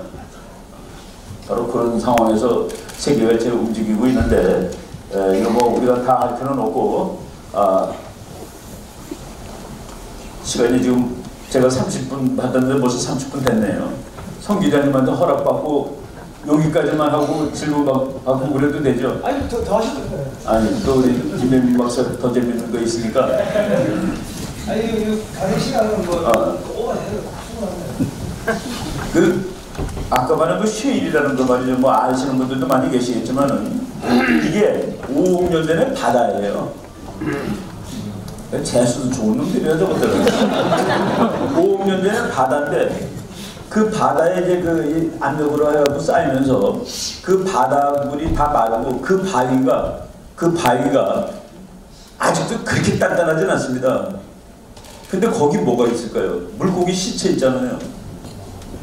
그게 바로 석유죠 뭡니까? 그래서 그게 있다는 걸 알았어요. 그런데 아니 알고 뭐합니까? 3,000m 속에 있는데 보통은 3,000m랍니다. 3,000m 있는 거 꺼내면은 얼마나 비싸겠어요. 그러니까 그건 꺼내도 못 보고 꺼내기도 너무 힘들고 근데 그거를 참 미국 사람들이 그걸 꺼내는 겁니다. 중동 석유 1배럴이 100불 할 때 60달러에 꺼낼 수 있는 기술로 지금은 40달러까지 내려갔습니다. 사우디 거가 꺼내는 원가가 30불입니다. 미국 거가 지금 40까지 내려간 거예요. 이제 게임 끝입니다. 게임 오버예요. 맨 처음에 60불일 때 사우디가 말이죠. 야 그럼 우리가 40불에 팔아. 그러니까 미국이 고마워 그러고 저 문 닫고서 그거 사옵니다. 근데 언제까지 40불에 팔겠어요? 올려야지. 그 우리 거 또 꺼내주고. 옛날에 미국은 말이죠. 석유 사다가 동굴에다 집어넣던 나라예요. 왜? 나중에 석유가 없을 때 자기네가 쓰려고 그것을 전략 비축유라고 합니다. 전략 비축유. 그걸 루이지애나라든가 텍사스 동굴에다 붙은 나라인데 이제 전략 비축유가 300년 업체가 그냥 있는 거예요. 그래서 미국 국제정착이 이제 다 세계가 다 바뀌게 돼 있습니다. 그래서 그 국제정착의 그 유명한 잡지가 포린 폴리시라는 잡지가 있었는데 지금도 있어요. 그 잡지 2011년 12월 2012년 1월 2월 그 무렵에 국제정치학자들이 시대별로 그 유행이 있다. 국제정치학자가 입에 달고 사는 말들이 있는데 10여 년 전에 이 세상 모든 국제정치 전문가들은 오사마 빈 라덴 엔티테러 워페어라는 말을 입에다 붙이고 살았지. 전부 다 그때 테러 전쟁 뭐 전부 그 얘기만 했잖아요. 그죠? 그러다가 지난 10년 동안 지구에 있는 거의 모든 사람들은 국제정치쯤 얘기할 때 거의 모든 사람이 The Rise of China 중국의 부성에 대해서 얘기하고 살았지. 그런데 앞으로 이 세계 사람들은 국제정치를 공부하는 사람들은 아메리칸 에너지 붐이라는 요 세 단어를 얘기하고 살아야 돼. 대한민국은 그 논문이 2011년에 나왔는데 2018년인 지금에도 Rise of China의 시대를 살고 있습니다. 그렇죠. 지금 우리는 아직도 더 Rise of China가 우리나라 국제정치학의 키워드가 되고 있죠. 아메리칸 에너지 붐이 아니라. 그냥 여러분들이 그래도 뭐 대부분 자기 차를 타고 다니니까 2014년 7월 달에 1리터에 얼마의 기름 넣으신 거 혹시 기억하시는 분 계시나요? 우리 성 기자 기억하세요? 2014년 7월 달에 우리나라 전국 주유소 휘발유값 평균이 1리터에 2,000원이었습니다. 제가 7월 20 며칠 날 강릉에 강의를 하러 내일 가야 되는데 차표를 못 가고 차 타기 위해서 내 차를 갖고 가기로 했는데 기름을 가득 채우는데 지나가는데 보니까 1999가 있어서 저거 싼 데가 있다 해서 집어넣은 기억이 납니다. 바로 그 7월에 이게 터진 거예요. 백현이라는 데서. 빵 터져가지고 2012년에 미국 사람들이 앞으로 미국 석유의 시대다 하고서 막역지 파는데 바네트, 여기 우리 텍사스 대학이 여기 위에 있습니다. 텍사스 대학이 등록금이 미국에서 제일 싼데 제가 다닐 때 그때는 이제 뭐 옛날이지만은 이 쉐일이 나오기 전인데 텍사스 대학이 기름이 싼 이유는 텍사스 대학이 유정이 많습니다. 학교 땅이 기름이 많이 나와요. 그래서 그 석유 팔아가지고 등록금이 내가 연세대학교 졸업하고 텍사스 대학 갔는데 연세대학교 대학원 등록금하고 같은 돈으로 박사과정은 다 했습니다. 30만 원 우리나라 돈으로 한 학기에. 그러니까 텍사스 대학은 이거 대학 저 연세대학하고 등록금이 같은데 지금 쉐일이 터져가지고 이제 안 받아도 돈 안 받아도 될 판이에요. 가스로 미국은 가스로 이 발전소를 가스로 다 바꿨는데 가스가 거의 공짜입니다. 그래서 미국 대학교 앞에 가보면 하숙집에 우리 집은 전기값 무료라고 선거합니다. 전기값 무료라고 나옵니다. 그러니까 에어컨 막 켜놓고 그냥 켜놓은 채로 나가고 막 그래요. 그래서 에너지 모든 큰 전쟁이 전부 에너지 전쟁입니다. 저거를 미국이 지금 다 먹어가는 얘기죠. 그래서 우리가 미국 그냥 남아도는 천연가스 미국 거 사오면 됩니다.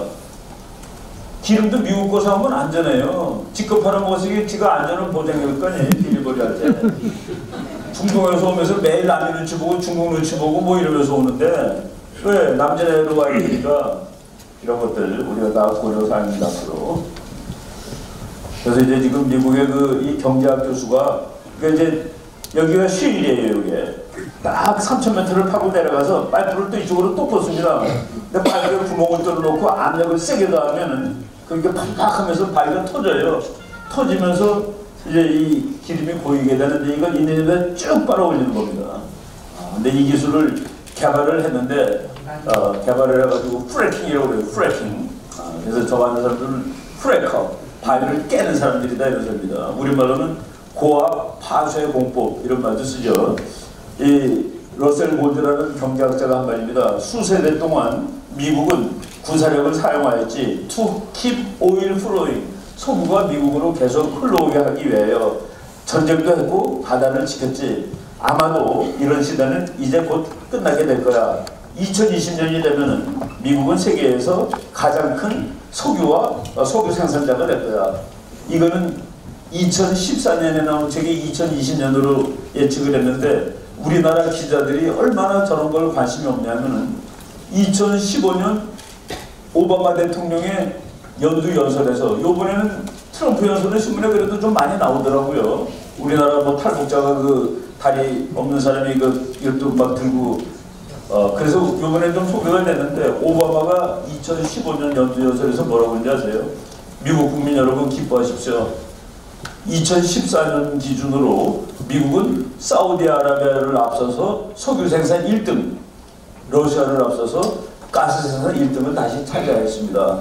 그러면은 그 정도 기사는 우리나라 각 신문 1면에 이만하게 미국 50년 만에 석유 생산 1위 대차자라고 나와야 됩니다. 왜? 그거는 지구 정치를 바꿔놓는 사건이니까. 근데 그런 거 안 나왔잖아요. 그죠? 안 나왔으니까 모르는 거지. 바로 이런 것들이 지금 일이 있는데 이런데 두 개만 더 일단 하겠습니다. 미국이 석유를 작업하게 하면 어떻게 될까? 미국이 30년 동안 석유를 미국이 지난 30년 동안 매년 적자가 7천억 정도입니다. 평균 7천억 달러가 적자가 났는데 7천억 달러가 적자 났는데 그 중에서 기름 사오는 값이 3천 내지 4천억이에요. 그리고 국방비 중에서 중동에다 갖다 박아놓은 국방비가 3천억입니다. 7천억이 해결됐어요. 그냥 해결되는 겁니다. 왜? 석유 안 사와도 되고 몇 천억어치. 그리고 중동 그렇게 세게 안 지켜도 되니까 3천억씩 투자하지 않아도 되니까. 뭐 정부에 보면 연평균 2,400억 달러인데 작년 돈으로 계산하면 3천억이라는 얘기입니다. 그래서 이게 다 그냥 그리고 미국의 횡재 났다고 그랬는데 지금 있는 거를 배럴당 40달러로 치면은 미국 70년 쓸 수 있는 국방비만한 액수가 거기 묻어있는 걸로 되어 있습니다. 그래서 이제 앞으로 100년 후에도 미국이 1등일 거예요. 충분히. 그리고 그보다 더 중요한 것은 미국은 중국이 1등 되도록 놔두는 그런 나라가 아니다. 근데 우리가 지금 거기서 그래서 그러기 때문에 크게 보면 곧 파티할 날이다 봅니다. 위기는 반드시 끝납니다. 위기는 어떻게 끝내냐? 그냥 평화로 가는 경우가 있을 때 그건 항복하면 하느니, 그리고 그다음에 전쟁 항복, 전쟁에서 이제 거기에 지금 여기까지 끝까지 와 있는 거예요. 근데 그 이제 파티를 하는데 이 파티에 우리가 젓가락을 들고 달려갈 수가 있어야 됩니다. 그게 뭐예요? 그게 반중이지. 우리도 이 사건에 기여를 했습니다라고 미국한테 확실하게 강인이 되는 겁니다. 일본은 지금 저 남전해에서 중국이 막 섬 만들어 놓고 난리치는데 미국은 그 섬 무시하면서 영해라고 중국이 선언할 때 막 달리죠. 일본이 놔두갈게 그랬습니다. 놔두갈게. 우리도 놔두갈게 그러면 미국이 얼마나 고마워하겠어요. 중국하고 맞짱을 뜨는데 우리 친구들이 다 도와주냐고서 그런 일들을 해야 됩니다. 그리고 말이죠. 석유가 뭐 답니까? 4차 산업혁명 시대에 석유는 4차 산업혁명과 관계가 없는 이유가 하나 있습니다. 태양광으로는 전기밖에 못 만들어요. 바람 가지고도 전기밖에 못 만듭니다. 그런데 석유 가지고서는 이런 것도 만들고 이런 것도 만들고 이런 것도 만들고 비료 만들고 쌀도 만듭니다. 내가 석유로 쌀을 만든다는 게 무슨 소리냐고 읽어봤더니 우리가 그냥 씨를 뿌리고 가만히 있으면은 뿌린 양의 20%를 거둘 수 있답니다. 근데 화학비료를 주면은 뿌린 양의 80% 가지고 얻을 수가 있대요. 그러니까 석유 때문에 비료를 만들고 비료 때문에 식량 생산이 몇 배가 늘었다는 그 얘기죠. 그래서 석유를 미국 사람들은 마스터 에너지라고 합니다. 마스터 에너지. 그 문제가 해결됐는데 그래서 4차 산업혁명 시대에도 이건 영국 잡지죠. 석유는 그냥 중요한 것처럼 돼 있는데 4차 산업혁명을 끌어가는 회사들 아마존, 우버, 마이크로소프트, 구글, 페이스북, 테슬라 여기서 미국 회사 아니는 거 봤어요. 요번에 우버 그 교통사고 낸 거. 그 사람 죽은 거 우버죠. 예. 어제 그 뉴스에 미국에서 한국차 중에 제일 많이 팔리는 게 승용차가 아니라 SUV입니다. 그러니까 그 찝차. 찝차는 두 마디로 석유를 막 마시는 차. 두 번째 운전이 즐거운 차입니다. 운전이 즐거운 차 타는 사람은 운전사 없는 차 별로 좋아하지 않습니다. 그리고 SUV는 기름을 콜콜콜 먹으면서 가는 차입니다. 그런 차는 환경 친화적인 차 좋아하지 않습니다. 환경 친화적이고 운전수 안 타는 차가 사람 죽였다 해가지고 이제 한동안 길어졌죠. SUV 탈 시간이. 미국은 석유를 가지고서 폼 잡을 시간이 길어지는 거죠. 그렇죠. 그런 일들이 벌어지고 있습니다. 이 세상에. 이렇게 맞춰보면은 와. 내가 읽은 책 아까 그 앞에 그 미국이 300년 석유 있는 거 전기자동차를 사는 일이 경제적으로 합당한 일이 되려면 나는 경제 안 되면 나는 지구가 깨끗한 게 좋아 그러면 전기차 사세요. 근데 경제적으로 나는 합리적으로 사는 사람이야. 그런 사람은 1배럴에 $300가 되는 날 전기자동차를 사면은 휘발유차 사는 거하고 이제 경제적으로 같습니다. 그래서 그거 사면은 2,100만 원씩 정부가 지원해 주죠. 전기차 제일 열심히 만드는 나라가 지금 어느 나라? 중국이죠. 그런데 미국의 석유는 중국의 전기차를 앞으로 어떻게 해놓을 것 같아요? 참 되는 것마다 되네 잘. 중국의 월스트리트저널에 의하면은 중국의 배 만드는 공장이 조선소가 한 700개가량 되는데 작년 3월 현재 500 몇십 개가 문 닫았습니다. 공산주의는 그런 거예요. 장사 좀 되니까 그냥 막 만들어 놨네. 중국에는 인구 80만 명이 살 도시에 8,000명도 안 사는 데도 있습니다. 왜? 먼저 졌거든. 우리나라 분당 질 때 그냥 지어놓고 사람 받았습니까? 아파트 그 판 다음에 돈 받고서 졌습니까? 자본주의하고 사회주의가 공산주의가 그게 다른 겁니다. 그런 거 많고 그래서 뻥 터지는 거죠. 잘못하면. 중국 고속전철 회사가 쌓아놓은 빚 우리나라로 치면 KTX예요. 이 세계에서 고속전철이 중국에 있는 고속전철 길이가 약 2만 킬로미터인데 지구에 있는 모든 나라 걸 다 합쳐도 2만이 안 됩니다. 그럼 그걸 보고 우와 대단하다라고 그러는 사람은 바보예요. 그렇죠? 그런데 고속전철이 여러분 부산 한번 갔다 오고 가세요. 15만 원은 듭니다. 15만 원. 부산 갔다 오면은 KTX가 이렇게 비싼 거예요. 중국은 우리나라보다 땅이 넓으니까 얼마를 받아야 됩니까? 뭐 싸게 받아도 그래도 꽤 비싸죠. 근데 아까 중국 사람들이 하루에 얼마 쓰고 산다고요? 그걸 어떻게 타요? 그러니까 정부는 그래도 만들어놨으니까 값을 왕창 싸게 해야 되겠죠. 우리나라 전철만큼 싸게 해줘야 되겠죠.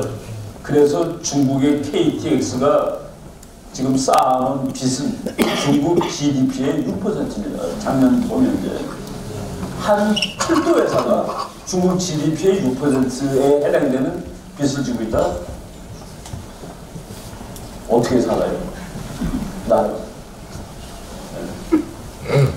우리나라가 국민소득 만불되는 해 민주화가 됐습니다.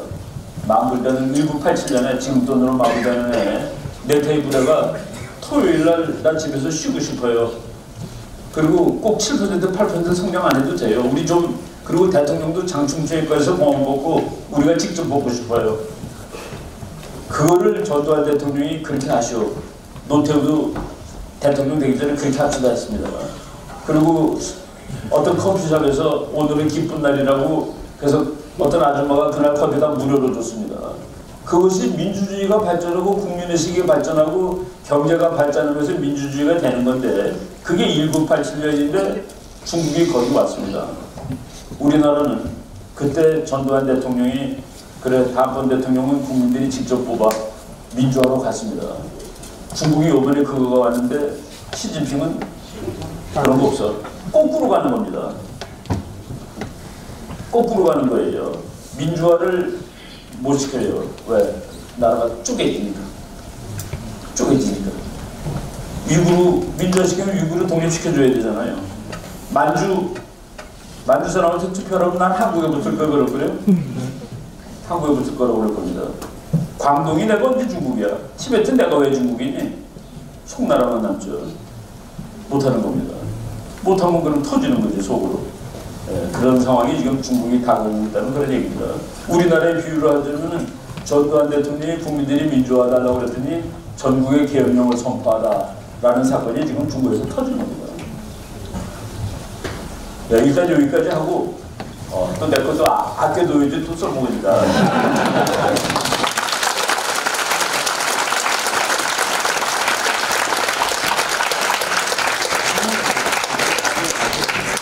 제 질문은 나중에 저 카메라 끄고 하겠습니다. 예. 왜냐면 또 이게 지금 카메라가 있으니까 말씀 안 하는 못 하시는 그런 것도 있는데 나중에 또 비밀 이야기 이런 것도 좀 해야 되니까 박사님 박수 한번 주세요. 다음은 우리 김대림 박사님 오시기 전에 우리 이제 인도에서 우리가 저 검은 안경 쓰신 분을 또 한 번 좀 초대했습니다. 샤시 부샨 바르티 교수님 좀 나와주셔야 한미 안보관계 및 한인도 국제관계 전문 국제정치학 박사님이신데요. 예. 박사님, 자 일단 이번에 한국말 잘 못하는데 영어로 할 거예요.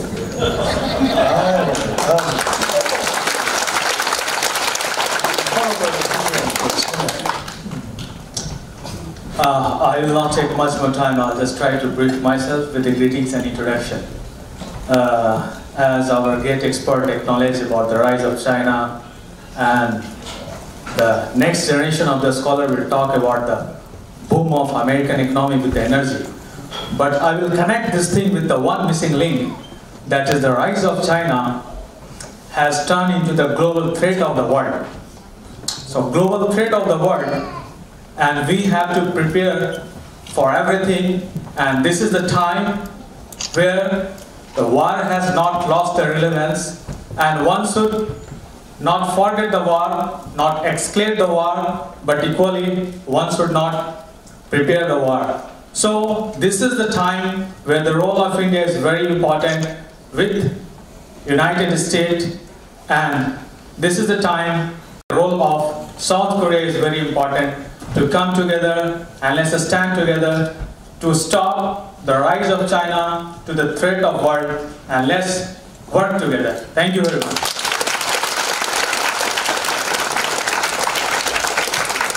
네, 박사님 그 무슨 이야기입니까? 설명을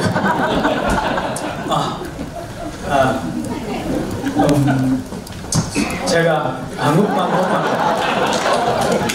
그렇지만 제가 노력하겠습니다.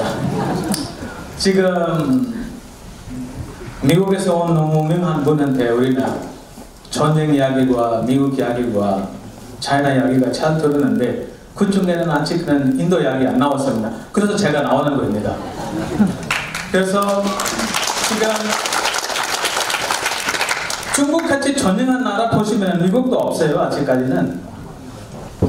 아마 한국도 마음이 있을 거면 아직 시작 안 할 것 같아요. 그렇지만 인도가 했습니다. 그래서 인도가 전쟁 테러는 우리 이야기할 때는 two front war. two front war라는 의미는 파키스탄 같이도 중국 같이도 상상 준비하는 상황에는 움직일 수 있습니다. 그거는 우리 two front war라고 합니다. 그러지만 전략적으로는 이건 지금은 너무 전략 없습니다. 그러지만도 우리는 그 정도 준비했습니다. 조금 전에 봤을 때는 부탄 볼 때도 인도가 너무 적극적으로 열심히 나갔습니다. 지금 또 몰디브에서도 그런 상황이 있습니다. 그래서 지금 중국도 우리한테 열심히 잡으려고 전략 짜고 있습니다. 그렇지만 인도도 가만 아니고 인도도 너무 세게 움직이고 있습니다. 그래서 인도 움직였습니까? 그래서 지금 인도의 인도 강을 봤을 때는 아시아 패시픽이라는 이름이가 지금 인도 패시픽으로 바뀌어졌습니다. 그 의미가 첫 번째 사용하는 분은 우리 트럼프 대통령입니다. 제가 우리라는 의미는 인도 아니고 글로벌 시대적으로 제가 이야기하는 거입니다. 말 짧게 하겠습니다. 감사합니다. 네, 큰 박수 한번 주세요.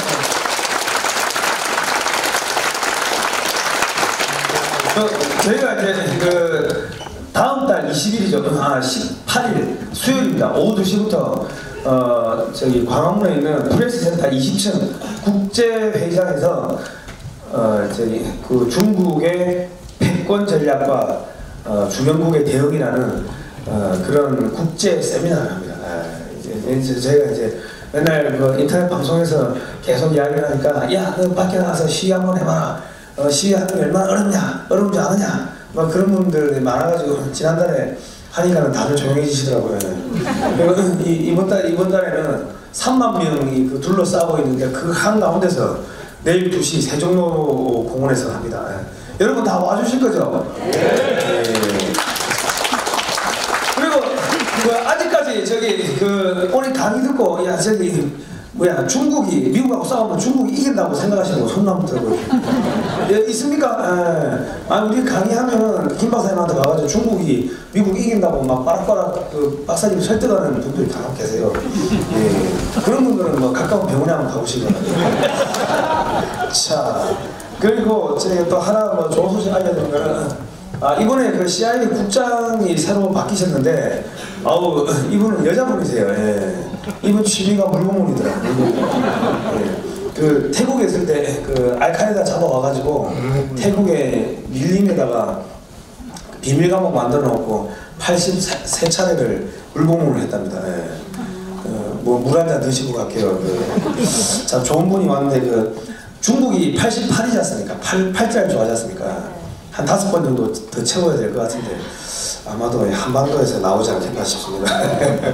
자, 그리고 그 지금 우리가 오늘 이렇게 강의하는 게 10만 원입니다. 이 국제정세 강의하는 게 10만 원인데 우리 저 헌법 강의 듣고 싶으신 분들은 김재동 씨한테 가시면은 88,000원에 강의를 합니다. 뭐 88,000원 뭐 돈 많은 차이 나니까는 가서 헌법 강의 들으시거나 아니면 여기 오셔가지고 이 글로벌하게 국제적인 강의를 들으시거나 뭐 둘 중에 하나 선택하시기 바랍니다.